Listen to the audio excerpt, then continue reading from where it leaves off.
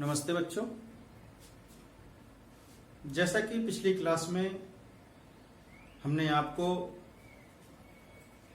सूरदास द्वारा रचित सूरसागर सार के पद की व्याख्या बता रहे थे और पिछली क्लास में हमने बताया था कि सूरदास जी कहते हैं कि जो भगवान की महिमा है वो बहुत ही अगूढ़ है और उसकी महिमा का वर्णन नहीं किया जा सकता है।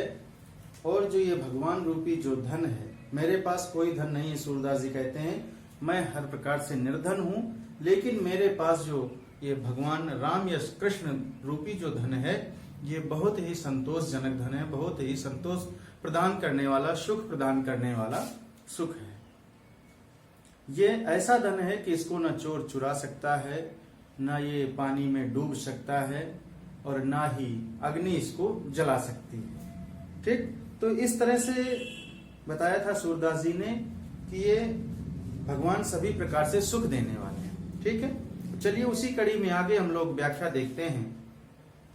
आगे पद पढ़ते हैं कि बड़ी है राम नाम की ओट, शरण गए प्रभु काढ़ देत नहीं, करत कृपा कै कोट, बैठत सबय सभा हरिजू की, कौन बड़ों को छोट, सूरदास पारस के परसे, मिटत लोह की खोट।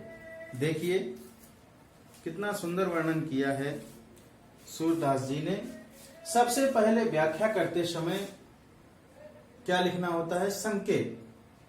और उस संकेत में जिस पद की आप व्याख्या कर रहे हैं, जिस छंद की व्याख्या कर रहे हैं, उसका प्रथम शब्द और अंतिम शब्द लिखना होता है। तो देखिए संकेत में क्या लिखेंगे?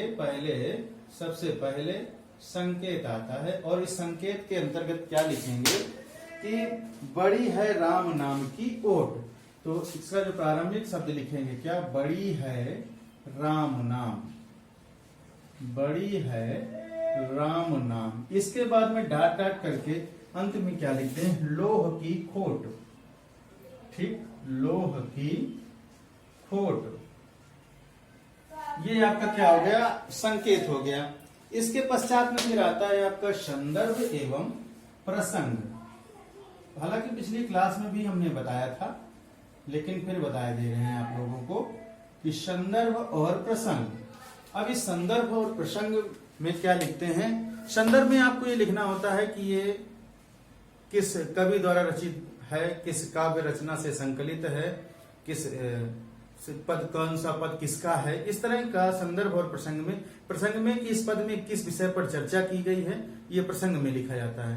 तो संदर्भ में देखिए कि प्रस्तुत पद हमारी पाठ्य पुस्तक प्राचीन एवं मध्ययुगीन काव्य के भक्तिकालीन धारा के सगुण भक्ति शाखा के कृष्ण भक्ति उप शाखा के प्रवर्तक कवि महाकवि सूरदास द्वारा रचित सूरसागर सार से अवतरित है।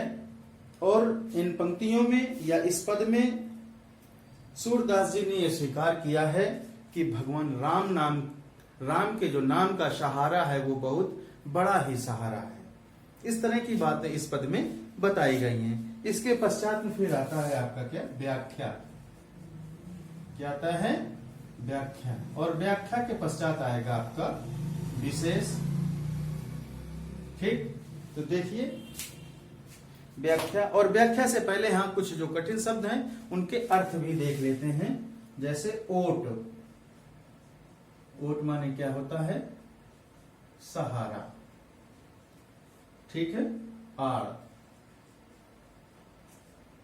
और शरण गए मतलब शरण में जाना। ठीक, का ही मतलब किसको।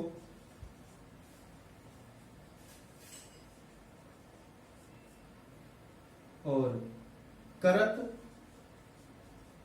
माने करते हैं। कोट माने किला।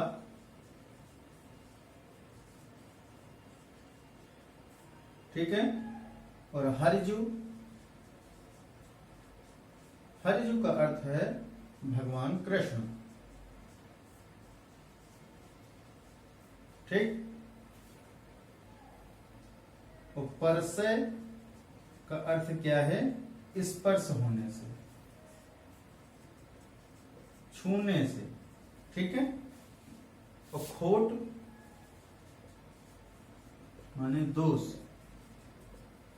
ये आपके कठिन शब्द हो गए। ठीक, अब चलिए देखिए व्याख्या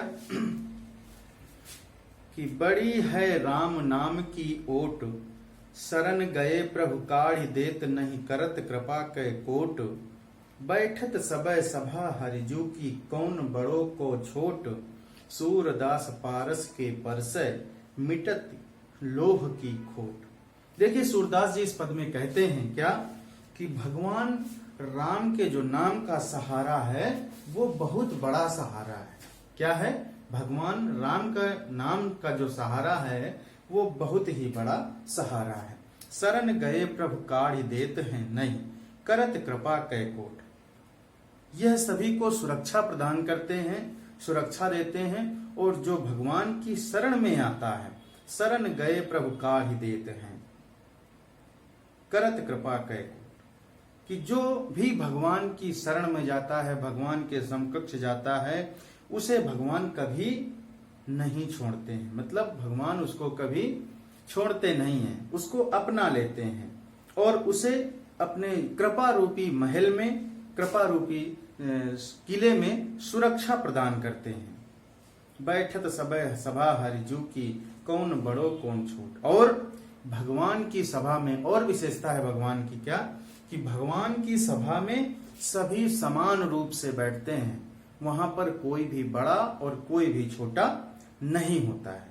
यानी वहां पर छोटे का और बड़े का कोई भेदभाव नहीं होता है। वहां पर सभी समान रूप से एक साथ बैठते हैं। सूरदास पारस के परसे मिटत लोह की खोट। सूरदास जी आगे कहते हैं कि जिस प्रकार पारस पत्थर के छूने से, पारस पत्थर की विशेषता क्या होती है कि जिस पर उसे स्पर्श करा दिया जाता है वो वस्तु सोने की हो जाती है। तो जिस प्रकार से पारस पत्थर के छूने से लोहे का दोष समाप्त हो जाता है, यानी वो लोहा लोहा नहीं रह जाता है, वो सोने का बन जाता है, उसी प्रकार से भगवान की शरण में जाने से जो मनुष्य के दोष है वो संपूर्ण दोष समाप्त हो जाते हैं और वो गुणों से परिपूर्ण हो जाता है, गुणों से युक्त हो जाता है। ठीक, ये आपकी व्याख्या है। चलिए दोबारा देख लेते हैं इसको कि बड़ी है राम नाम की ओट, शरण गए प्रभु काढ़ देत नहीं करत कृपा के कोट। सूरदास जी कहते हैं कि भगवान राम के नाम का सहारा बहुत बड़ा सहारा है। यह सभी को सुरक्षा देता है। जो भी भगवान की शरण में जाता है, जो भी भगवान के समकक्ष जाता है, उसे भगवान कभी छोड़ते नहीं हैं। यानी भगवान उसको कभी अलग नहीं करते हैं, उसको अपना लेते हैं और उसे अपने कृपा रूपी जो किले में, कृपा रूपी किले में सुरक्षा प्रदान करते हैं। बैठत सबय सभा हरिजू की कौन बड़ो को छोट। और एक विशेषता है भगवान की क्या कि भगवान की सभा में सभी समान रूप से एक साथ बैठते हैं। वहां पर कोई बड़ा और कोई छोटा नहीं होता है। यानी वहां पर ऊंच नीच और छोटे बड़े का कोई भेदभाव नहीं है। समान रूप से सभा में सभी लोग एक साथ बैठते हैं। आगे क्या कहते हैं सूरदास जी कि सूरदास पारस के परसे मिटत लोह की खोट। सूरदास जी आगे कहते हैं कि जिस प्रकार से पारस पत्थर के छूने से लोहे का दोष समाप्त हो जाता है और वो सोना बन जाता है, उसी प्रकार से भगवान की शरण में जाने से क्या हो जाता है, मनुष्य के सारे या भक्त के सारे दोष समाप्त हो जाते हैं और वो गुणों से युक्त हो जाता है। ठीक, ये आपका व्याख्या हो गई। इसके पश्चात में देखिए आप विशेष। विशेष के अंतर्गत क्या लिखेंगे? नंबर 1 भाषा, ब्रज भाषा है, अलंकार, अनुप्रास है। और नंबर 3 गाने योग्य पद एवं साहित्यिक भाषा का प्रयोग है। ठीक, ये आपका विशेष हो गया। चलिए आगे देखिए अगले पद को।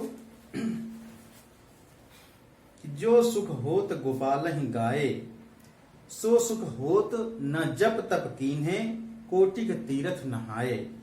दिए लेत नहीं चार पदारथ, चरण कमल चित लाए। तीन लोक तृण सम करि लेखत, नंद नंदन उर आए। बंसी बट वृंदावन जमुना, तज बैकुंठ न आ जावे। सूरदास हरि को सुमिरन कर, बहुर न भव जल आवे। देखिए सबसे पहले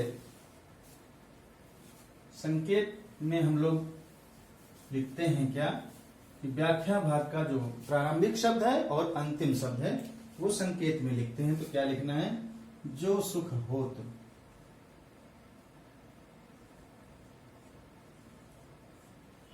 जो सुख होत, इसके बाद में डाट डाट डाट करके क्या लिखेंगे?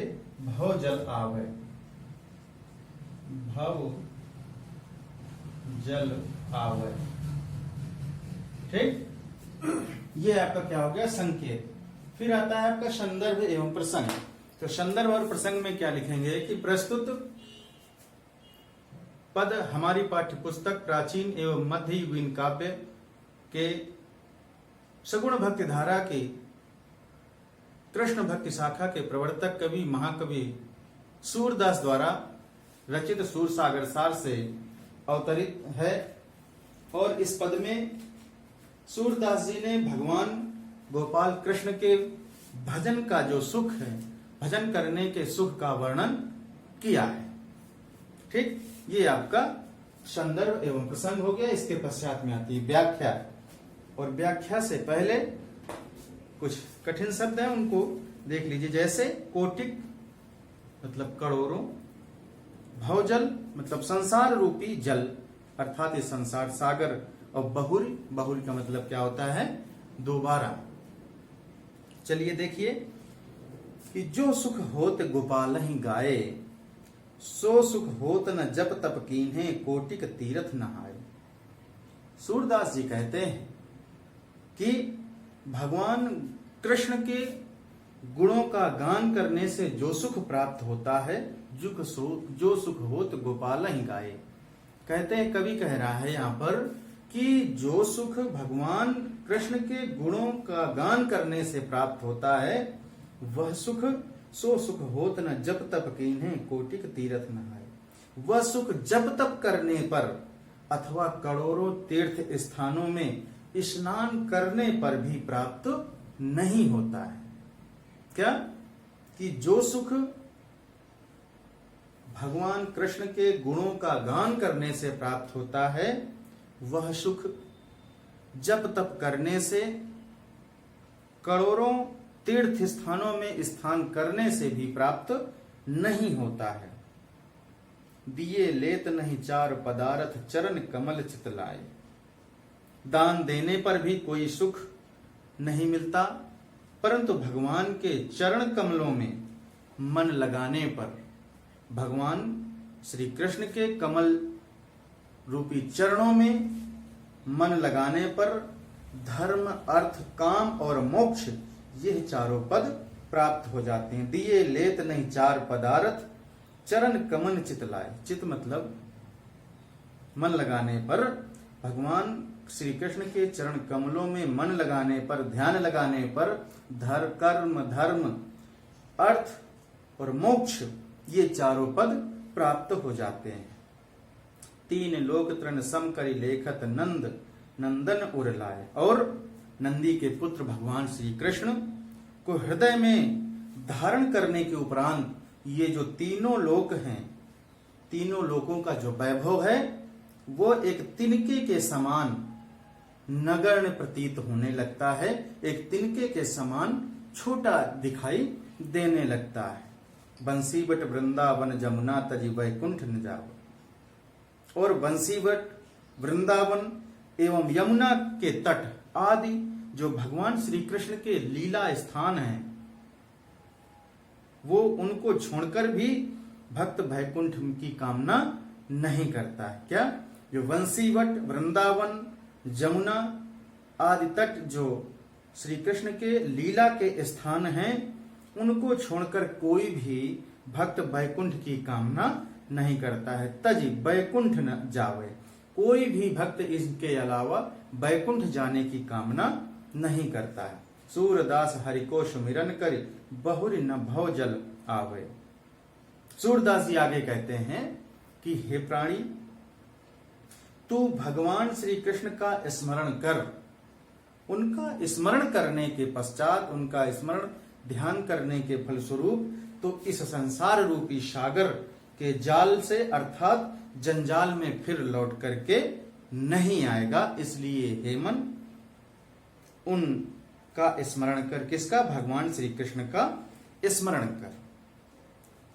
ठीक, चलिए दोबारा इसको देख लीजिए कि जो सुख होत गोपाल ही गाए।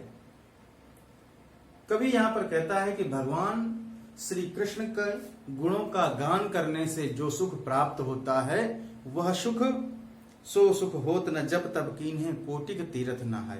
वो सुख जब तब करने से, करोड़ों तीर्थ स्थानों में स्नान करने से भी प्राप्त नहीं होता है। दिए लेत नहीं चार पदार्थ चरण कमल चितलाए। दान देने पर भी कोई सुख नहीं मिलता है, परंतु भगवान श्री कृष्ण के चरणों में, चरण कमलों में मन लगाने पर धर्म, अर्थ, काम और मोक्ष ये चारों पद प्राप्त हो जाते हैं। तीन ही लोक तृण सम करि लेखत नंद नंदपुर आए। नंदी के पुत्र भगवान श्री कृष्ण को हृदय में धारण करने के उपरांत ये तीनों लोक जो हैं, उनका जो वैभव है एक तिनके के समान नगण्य प्रतीत होने लगता है। बंसीवट वृंदावन जमुना तज वैकुंठ न जावे।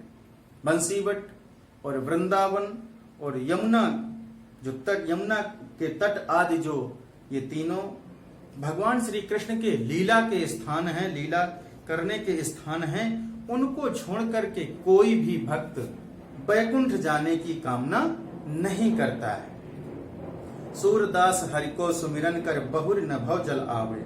इसलिए सूरदास जी कहते हैं कि हे प्राणी, तू भगवान श्री कृष्ण का भजन कर, उनका स्मरण कर, और उनके स्मरण करने के फलस्वरूप, उनका ध्यान करने के पश्चात तो इस संसार रूपी सागर के जाल में अर्थात जंजाल में फिर लौट करके कभी नहीं आएगा।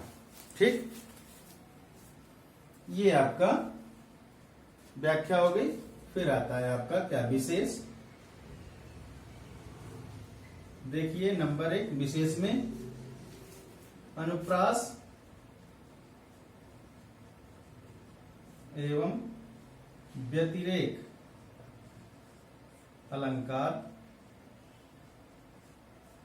का प्रयोग है। भाषा ब्रज भाषा है और इष्ट देव के लीला गान, इष्ट देव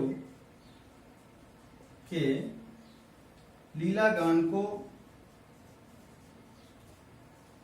सुख का सर्वोत्तम साधन माना गया है। ठीक, ये आपकी व्याख्या हो गई या विशेष हो गया। ठीक है, तो बस आज की क्लास यहीं से समाप्त होती है। फिर हम अगली क्लास में आते हैं और इसी के आगे अनवरत इसी कड़ी में आगे की व्याख्या पढ़ेंगे। तो बस आज की क्लास यहीं से समाप्त हो जाती है। धन्यवाद।